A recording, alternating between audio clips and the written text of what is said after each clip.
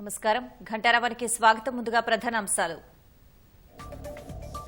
భద్రాద్రి కొత్తగూడెం జిల్లాలోని పెద్దవాగు ప్రాజెక్టుకు గండి. తెలుగు రాష్ట్రాల పరిధిలోని 14 గ్రామాలు జలదిగ్బంధం.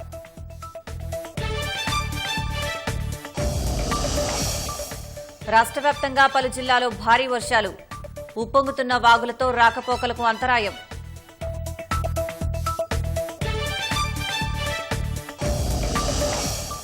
మొదటి దఫా రుణమాఫీతో 11 లక్షల పైచిలకు మందికి లబ్ధి.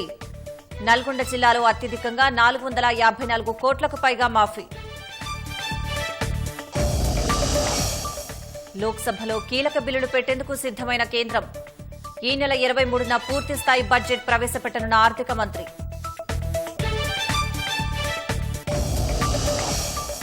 అధ్యక్ష బరి నుంచి వైదొలగాలని బైడెన్పై పెరుగుతున్న ఒత్తిడి. ఒబామాది అదే అభిప్రాయమని వాషింగ్టన్ పోస్ట్ కథనం.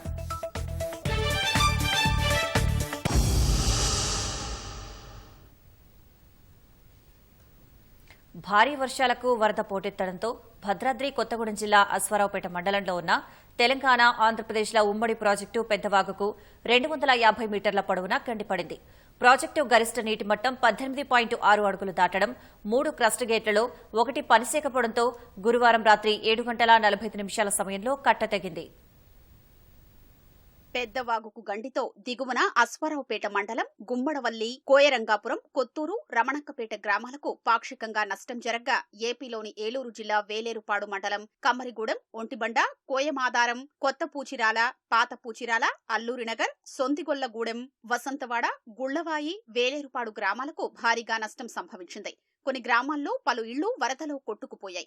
సహాయక చర్యలు చేపట్టేందుకు వరద ప్రభావిత ప్రాంతాలకు అధికారులు చేరుకునే పరిస్థితి లేకుండా పోయింది. వారంతా వేలేరుపాడులోనే ఉండిపోయారు. దాదాపు 2000 కుటుంబాలు ఎవరి దారిన వారు సురక్షిత ప్రాంతాలకు చేరుకుంటున్నట్లు సమాచారం. గురువారం ఉదయం నుంచి విద్యుత్ సరఫరా కూడా లేకపోవడంతో సెల్ ఫోన్లు పనిచేయటం లేదు. దీంతో ఆ గ్రామాల్లో ఏం జరుగుతోందో ఎవ్వరికీ తెలియని పరిస్థితి.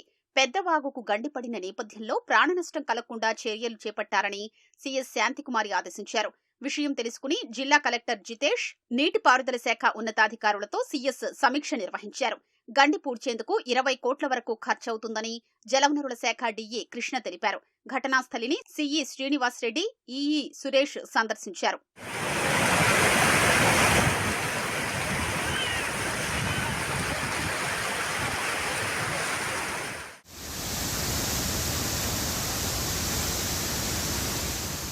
ఏపీలోని బుట్టాయిగూడెం మండలంలో పలు చెరువులు తెగడంతో పెద్దవాగుకు భారీగా వరద నీరు చేరింది.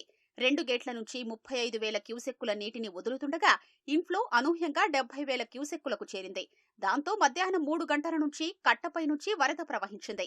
ఏ క్షణమైనా ఆనకట్టకు గండిపడుతుందని అప్రమత్తంగా ఉండాలని అధికారులు హెచ్చరికలు జారీ చేశారు. అనుకున్నట్లే రాత్రి 7:45 గండిపడింది. అశ్వారావుపేట మండలం నారాయణపురంలోని కట్టమైసమ్మ ఆలయం సమీపంలో 28 మంది వరదలో చిక్కుకున్నారు. వారిలో రైతులు, వ్యవసాయ కూలీలు, ప్రయాణికులు ఉన్నారు. వీరిలో వేలేరుపాడు వైద్యాధికారిణి అనూష ఉండడంతో ఆమె ఏలూరు కలెక్టర్, పోలవరం ఎమ్మెల్యేకు ఫోన్ చేశారు. అదే సమయంలో హైదరాబాద్ లో ఉన్న మంత్రి తుమ్మల నాగేశ్వరరావుకు సమాచారం అందడంతో వెంటనే సీఎం కార్యదర్శి శేషాద్రితో మరో మంత్రి పొంగులేటి శ్రీనివాసరెడ్డి ఏపీ సీఎస్ నీరబ్ కుమార్ తో మాట్లాడారు. దాంతో 2 హెలికాప్టర్లు చేరుకుని 3 దఫాలుగా 22 మందిని నారాయణపురంలోని సురక్షిత ప్రాంతానికి చేర్చారు. అశ్వారావుపేట ఎమ్మెల్యే ఆదినారాయణ, పోలవరం ఎమ్మెల్యే బాలరాజు సహాయక చర్యల్ని పర్యవేక్షించారు. బచ్చవారిగూడెం వంతెనపై చిక్కుకున్న మరో 6గురిని ఎన్డీఆర్ఎఫ్ బృందం పడవల ద్వారా బయటకు తీసుకొచ్చింది. వరదలో 20 మేకలు, 2 ఎద్దులు గల్లంతయ్యాయి. కారు, ఆటో, 10 బైకులు చిక్కుకున్నాయి.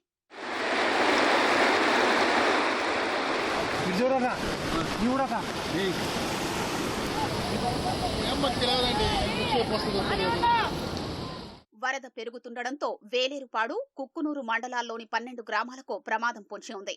అవసరమైతే హెలికాప్టర్లు వాడాలని, ప్రాణనష్టం జరగకుండా చూడాలంటూ ఏపీ సీఎం చంద్రబాబు ఆదేశించినట్లు అధికారులు తెలిపారు. మరోపక్క పెద్దవాగు ప్రాజెక్టు గండికి అధికారుల నిర్లక్ష్యమే కారణమన్న సందేహాలు వ్యక్తమవుతున్నాయి. మొత్తం 3 గేట్లు ఉండగా 2 రోజుల కిందటే ప్రాజెక్టు పూర్తిస్థాయి నీటి మట్టానికి చేరువైంది. భారీ వర్షాలు కురిసే అవకాశాలు ఉన్నట్లు ఒకవైపు వాతావరణ శాఖ హెచ్చరిస్తున్నా ముందస్తుగా 3 గేట్లలో ఒక్కటి తెరవకపోవడంతోనే ఈ పరిస్థితికి దారి తీసిందనే ఆరోపణలు వినిపిస్తున్నాయి. రాష్ట్ర వ్యాప్తంగా పలు ప్రాంతాలలో భారీగా వర్షాలు కురుస్తున్నాయి. సికింద్రాబాద్, బోయిన్పల్లి, పాట్నీ, పారడైజ్, బేగంపేట ప్రాంతాలలో భారీ వర్షం కురిసింది. ఏకధాటిగా కురిసిన వర్షానికి రహదారులన్నీ జలమయమయ్యాయి. రోడ్లపై వరద నీరు చేరడంతో వాహనదారులు తీవ్ర ఇబ్బందులు ఎదుర్కొన్నారు. కుబ్దుల్లాపూర్ పరిసర ప్రాంతాల్లో భారీ వర్షం కురిసింది.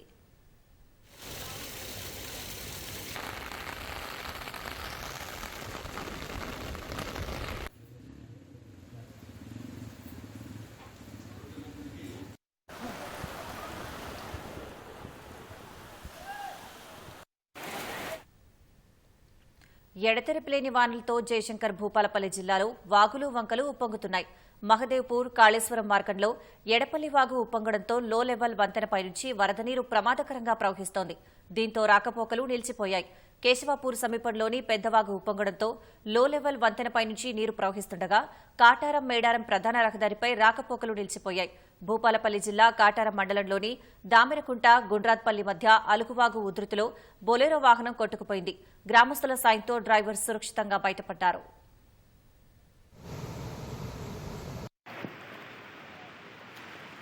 వాగులో నైట్ 12 గంటలకు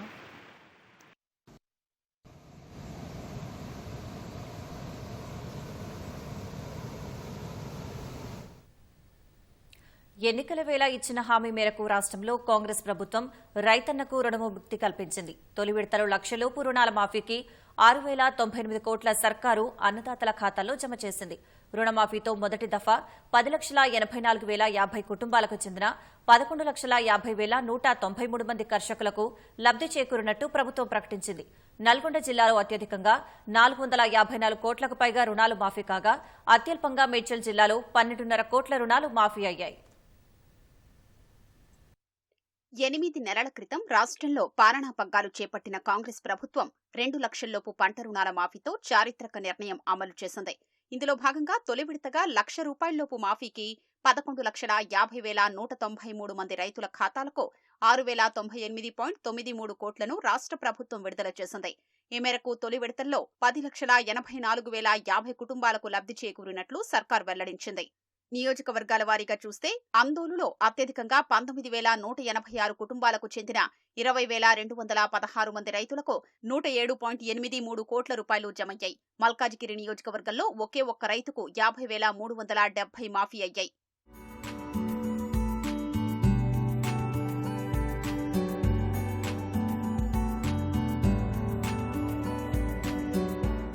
జిల్లాలో నియోజకవర్గాల వారీగా రైతు కుటుంబాల లబ్దిదారులు నిధులు జమ అయిన మొత్తాల జాబితాను రాష్ట్ర ప్రభుత్వం విడుదల చేసింది. నల్గొండ జిల్లాలో అత్యధికంగా 83,124 మంది రైతుల ఖాతాల్లో 454.49 కోట్ల రూపాయలని జమ చేశారు. సిద్దిపేట జిల్లాలో 53,137 ఖాతాల్లో 290.24 కోట్లు, సూర్యాపేట జిల్లాలో 56,274 ఖాతాల్లో 282.98 కోట్ల రూపాయలని జమ చేశారు.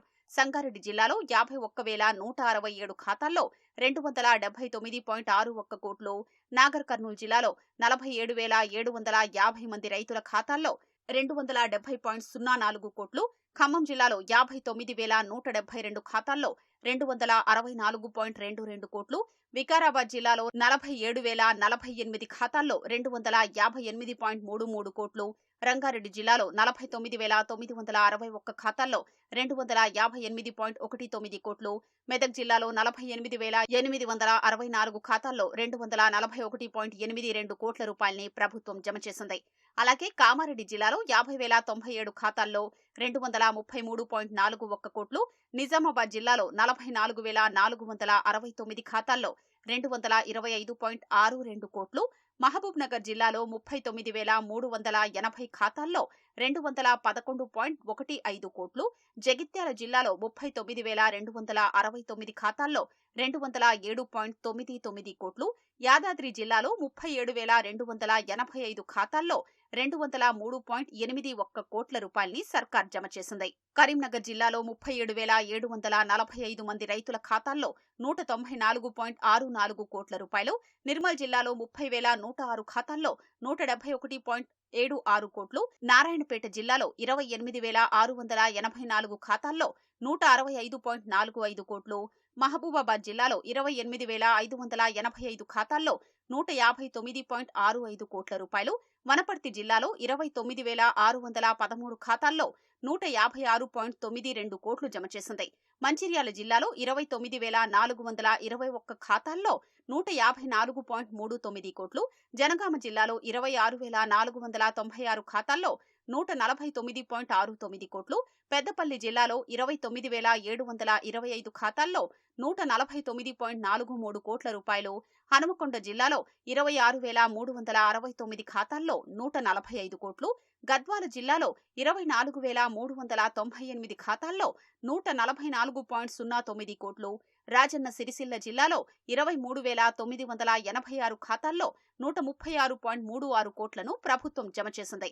అలాగే వరంగల్ జిల్లాలో 26,396 మంది రైతుల ఖాతాల్లో 134.20 కోట్ల రూపాయలు వేసిన ప్రభుత్వం, భద్రాద్రి జిల్లాలో 28,019 ఖాతాల్లో 132.07 కోట్లు, కుమురంభీం జిల్లాలో 22,000 ఖాతాల్లో 125.20 కోట్లు, ఆదిలాబాద్ జిల్లాలో 18,821 ఖాతాల్లో 120.79 కోట్లు, జయశంకర్ జిల్లాలో 17,054 ఖాతాల్లో 94.86 కోట్లు, ములుగు జిల్లాలో 12,997 ఖాతాల్లో 69.96 కోట్ల రూపాయలు, మేడ్చల్ జిల్లాలో 2,781 మంది రైతుల ఖాతాల్లో 12,53 లక్షల రూపాయల్ని జమ చేసింది.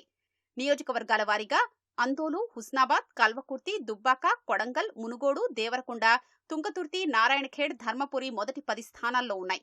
రాష్ట్రంలోని 32 బ్యాంకులకు చెందిన 4,276 శాఖలు, 9 డీసీసీబీలు, 61 సీడెడ్ సొసైటీల పరిధిలో రుణమాఫీ వర్తింపజేశారు. సికింద్రాబాద్ ఉజ్జయిని మహంకాళి జాతర వైభవంగా జరిగేందుకు జోగినీలు, శివసత్తులు సహకరించాలని దేవాదాయ శాఖ ముఖ్య కార్యదర్శి శైలజారామయ్య కోరారు. జోగినీలతో దేవాదాయ శాఖ, పోలీసు ఉన్నతాధికారులు సమావేశం నిర్వహించారు. దేశంలో మన రాష్ట్రానికి ప్రత్యేక గుర్తింపుగా నిలిచిన బోనాల జాతరలో జోగినీల పాత్ర ప్రముఖమని ప్రశంసించారు. బోనాల జాతరలో భక్తులందరూ స్వీయ నియంత్రణ పాటించాలని, శాంతి భద్రతల నిర్వహణ ముఖ్యమని అధికారులు తెలిపారు. అమ్మవారి దర్శనం, బోనాల సమర్పణ కోసం జోగినీలు, శివసత్తులు మధ్యాహ్నం 1:30 నుంచి సాయంత్రం 4 గంటల వరకు బాటా చౌరస్తా నుంచి రావాలని అధికారులు సూచించారు.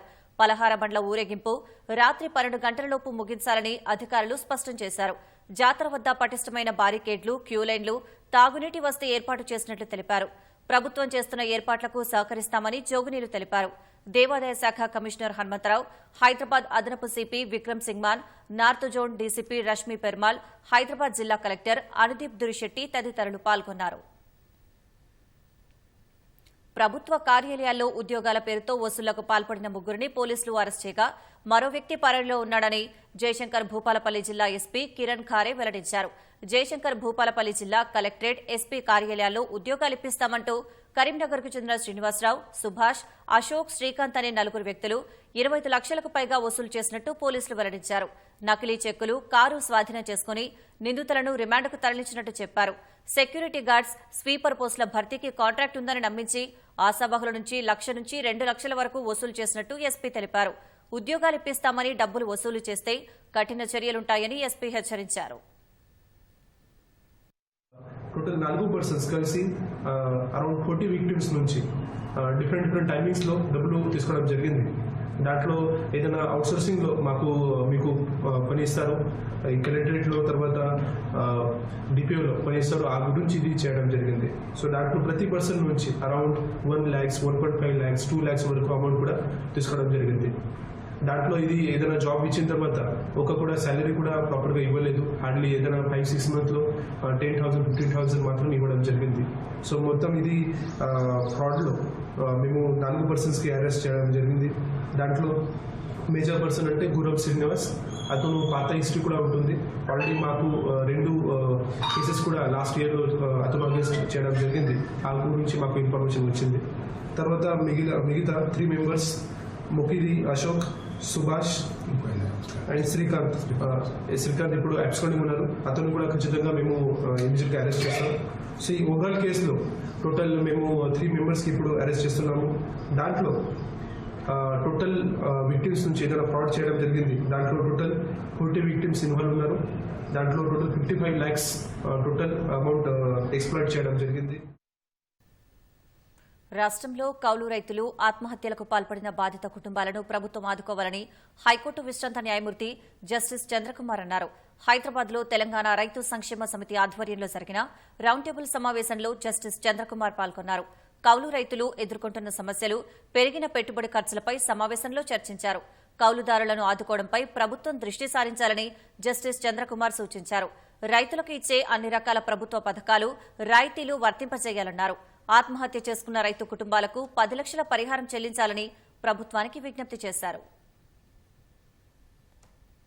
ఆత్మహత్య చేసుకున్నప్పుడు ఒక రైతుకి ఇచ్చే బెనిఫిట్ ఇస్తున్నారంటే నువ్వు రైతు కాదు, పో అని చెప్పి. You are not a farmer, నీ పేరు మీద ల్యాండ్ లేదు కాబట్టి మేము ఇస్తలేము అనేటటువంటి ఒక వైఖరి ఉన్నది. దీని మీద ఇవాళ మేము రాష్ట్ర ప్రభుత్వానికి కూడా విజ్ఞప్తి చేస్తున్నాం. ఎవరెవరైతే కౌలుదారులు ఉన్నారో కౌలుదారుల కుటుంబాలను ఆదుకోవాలని చెప్పేసి, కౌలుదారు ఆత్మహత్య చేసుకున్నప్పుడు రైతుకి ఇచ్చేటటువంటి అన్ని రకాల బెనిఫిట్స్ కౌలుదారులకు ఇవ్వాలని చెప్పేసి కూడా విజ్ఞప్తి చేస్తున్నాము. కౌలుదారు యొక్క కుటుంబం యొక్క శ్రమను లెక్కగట్టకుండా ఒక రేట్ అనేది కేంద్ర ప్రభుత్వం నిర్ణయం చేసింది. మొన్న చెప్పారు ఒక 200, దానికి 200 పెంచినాము, దీనికి 150 పెంచినాం, ఇట్లా పెంచినామని చెప్పేసి. కనీసం ఒక్కొక్క కుటుంబ సభ్యుడికి రోజుకు 500 రూపాయల కూలైనా పడుతున్నదా? సంవత్సరానికి 8 లక్షలు 9 లక్షలు మిగిలితే అలా కుటుంబ సభ్యులకు రోజు కూలి చేసినటువంటి కూలైనా పడుతుంది కనీసం. ఉమ్మడి ఆదిలాబాద్ జిల్లా కవ్వాల్ అభయారణ్యంలో పులులు అంతరించిపోతున్నాయి. ప్రాణహిత, గోదావరి నదుల మధ్య ఉన్న కవ్వాల్ అటవీ ప్రాంతాన్ని 2012లో కేంద్ర ప్రభుత్వం పులుల అభయారణ్యంగా ప్రకటించింది. కానీ అందుకు అనుగుణంగా పులులకు ఆవాసం కల్పించడంలో అటవీ శాఖ ఆశించిన ప్రగతిని సాధించలేకపోయింది. మంచిర్యాల, కాగజ్ నగర్, ఆదిలాబాద్, నిర్మల్ ప్రాంతాల్లో అప్పుడప్పుడు కనిపించే పులులన్నీ మహారాష్ట్రలోని తాడోబా, తిప్పేశ్వర్ అటవీ ప్రాంతం నుంచి వచ్చినవేనని ఎన్టీసీఏ నివేదిక ఇచ్చింది. కవ్వాల్ అటవీ ప్రాంతాల్లో పులుల పెంపకానికి తగిన ఏర్పాట్లు చేయడం లేదని వెల్లడవుతున్న నేపథ్యంలో మరింత సమాచారాన్ని మా ప్రతినిధి మణికేశ్వర్ అందిస్తారు. ప్రసిద్ధి పొందిన ఉమ్మడి ఆదిలాబాద్ జిల్లాలోని కవ్వాల పులుల అభయారణ్యంలో ఒకటంటే ఒక్క పెద్ద పులి లేదు. అడపాదడపా వస్తున్నవన్నీ పక్కనున్న మహారాష్ట్ర తాడోబా పులుల అభయారణ్యం నుంచి వచ్చే పులుల సంచారమే తప్ప స్థానికంగా వాటి ఆచూకే లేదు. ఏడాది కిందనే నేషనల్ టైగర్ కన్జర్వేటివ్ అథారిటీ అంటే ఎన్టీసీఏ ఈ విషయాన్ని తేల్చింది.